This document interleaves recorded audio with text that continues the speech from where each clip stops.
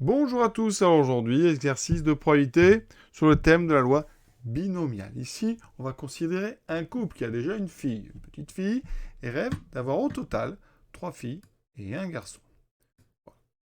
Deuxième naissance, une autre fille. Donc à ce moment-là de la partie, ils ont 2 filles. D'accord?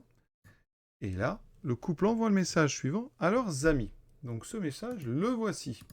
Maintenant, que donc notre deuxième enfant est une fille, eh bien la probabilité que notre rêve se réalise, c'est-à-dire d'avoir 3 filles et un garçon, est 2 fois plus grande qu'elle ne l'était avant la naissance de notre première fille. Et on va voir si cette affirmation, si ce message, il dit la vérité ou pas. Donc, je propose de faire ça en 2 étapes. On va d'abord essayer de calculer la probabilité au départ, avant d'avoir le premier enfant, qui a été la probabilité d'avoir 3 filles et un garçon. D'accord? Et ensuite, on calcule cette même probabilité après la naissance du deuxième enfant. On est parti. Alors ici, on va modéliser ça comment? Eh bien, chaque naissance, on va considérer des naissances uniques, est en fait une épreuve de Bernoulli. Une épreuve de Bernoulli, c'est 2 étapes. Fille, ici, garçon. On va considérer aussi, donc fille, une chance sur 2, garçon, une chance sur 2, donc des probabilités 1 sur 2, 1 sur 2. Ça, c'est donc notre épreuve de Bernoulli, qu'on va répéter.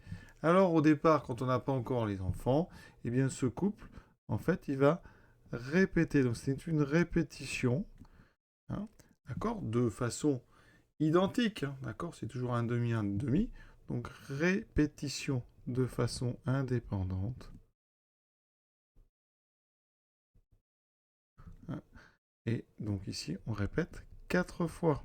D'accord? On a donc ici un schéma de Bernoulli. Schéma de Bernoulli qu'on ne va pas représenter, vous voyez. Hein, ça ferait fille-garçon, ensuite fille-garçon, et ainsi de suite. On aurait comme ça un arbre assez grand, et cet arbre, donc il forme un schéma de Bernoulli. Ensuite, qu'est-ce qu'on va faire? On va créer une variable aléatoire, grand X, qui compte le nombre de filles parmi les 4 naissances. Et comme on a ici un schéma de Bernoulli, grand X suit une loi binomiale. Grand X suit donc la loi binomiale de paramètres NP, avec ici N qui est 4. Et comme on compte le nombre de filles, probabilité d'avoir une fille, c'est 1 demi. Donc c'est probabilité. Donc N égale 4. Probabilité du succès, 1 demi. Le cours nous dit que la probabilité que x soit égal, alors je vais vous rappeler la formule générale, P de x égale K, eh bien c'est donc K parmi N, le coefficient binomial, multiplié par donc le succès, donc P à la puissance K, fois l'échec 1 moins P à la puissance N moins K. Ici, on applique ça pour N égale 4, P égale 1 demi. Ça me donne ici probabilité que x. Alors moi, je m'intéresse à avoir donc 3 filles parmi les 4 naissances. Donc on cherche P de x égale 3. Donc c'est 3 parmi 4, multiplié par 1 demi, donc au cube, 1 demi puissance k, et 1 moins 1 demi, ce qui va faire ici quand même 1 demi, puissance donc 1. Vous voyez, la somme des deux puissances va faire 4, et ici on a mis 1 demi, et ici 1 moins 1 demi. On n'a plus qu'à calculer tout ça. Alors 3 parmi 4. Comment calculer 3 parmi 4? On n'a pas de calculatrice ici, donc on va se débrouiller. Première façon de faire, d'abord, on peut se rappeler que 3 parmi 4, c'est égal à 1 parmi 4.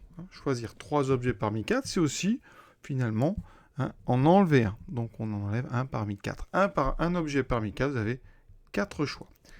D'accord? Sinon, 3 parmi 4, c'est le produit des 3 plus grands nombres jusqu'à 4, donc 4 fois 3 fois 2, divisé par le produit des 3 plus petits. 3 fois 2 fois 1. Vous regardez, ça se simplifie, il me reste 4. Sinon, triangle de Pascal. Vous commencez donc par ici, pour n égale 2, ça fait 1, 2, 1. Pour n égale 3, vous aurez 1, 3, 3, 1. Et pour n égale 4, 1, 4, 6, 4, 1. Donc 1 parmi 4, c'est 4. Nous, on cherche 3 parmi 4. Ici, on va donc 1, 2, 3, 4. Donc ça, c'est donc la k égale 3, la ligne 4. Donc ça, c'est 3 parmi 4. Donc ici, la probabilité que x soit égal à 3, c'est donc, je vais faire ça au-dessus, Donc 4 fois. 1 demi au cube, ça fait 1 huitième, fois 1 demi. Ça fait donc 4 sur 16, et je trouve donc 1 quart. Donc on a 1 quart de probabilité d'avoir, comme ça, parmi les 4 naissances, 3 filles et 1 garçon.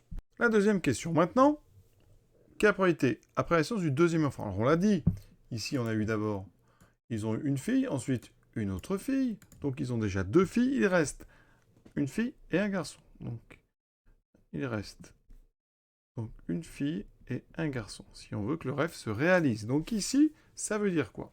Qu'on a toujours une épreuve de Bernoulli qui va être la même.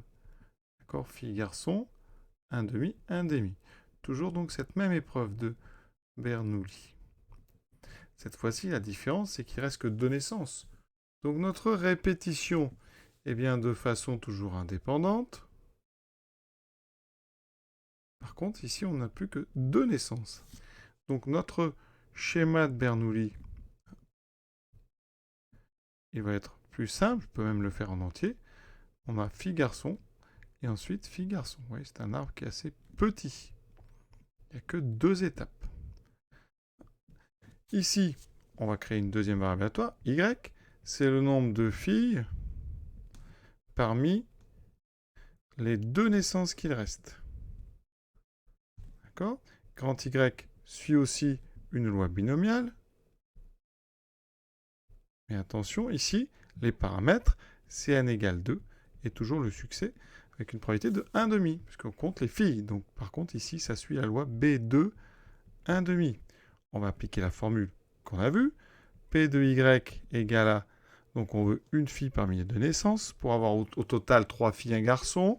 J'ai donc une fille parmi 2 étapes, fois 1,5 puissance 1, fois 1,5 puissance 1. J'ai appliqué exactement la même formule, d'accord? Ici, 1 parmi 2, et ça fait 2, fois 1,5 fois 1,5, 2 sur 4, ça fait 1,5. Ce qu'on peut remarquer, c'est qu'on avait une probabilité de 1 quart, et maintenant, eh bien, si je regarde, eh bien, en multipliant par 2, 1 quart fois 2, ça fait bien 1,5. Donc effectivement, maintenant que eh bien, le deuxième enfant est une fille, eh bien, la probabilité de réaliser le rêve de ce couple, ici donc 3 filles et un garçon total, eh bien, elle est doublée. Donc effectivement, le message dit vrai. Hein, parce qu'on est passé d'une probabilité de 1 quart, en la doublant, on passe à une probabilité de 1,5. D'accord? Ça fait 2 sur 4, donc 1,5. Donc, message vrai. Exercice terminé.